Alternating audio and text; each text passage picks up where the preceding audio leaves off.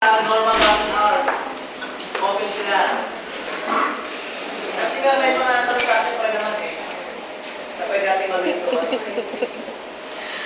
Ang isa pa sa mga kalakaran kasi nowadays, doon sa retail, is more on doon sa convenience ng yung ating consumer. Kaya mas malaki yung ginagawa sa atin sa pag-provide ng convenience ng sa tao. Yung parking area natin, maganda ba? Ano ba yung location natin? Kung nasa parking area, mas tama yung makakadapasok doon. Kung papasok mo sila doon, yung board na may pila ka, alam mo yun, yung gusto yung convenience. Yun yung nababago na yung trend doon sa retail.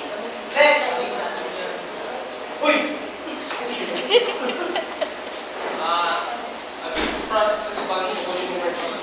There are a number of classic business process responses to the change that has taken place in the retail sector. The first phase is CAM, or category management, which relies heavily on the structuring of the traditional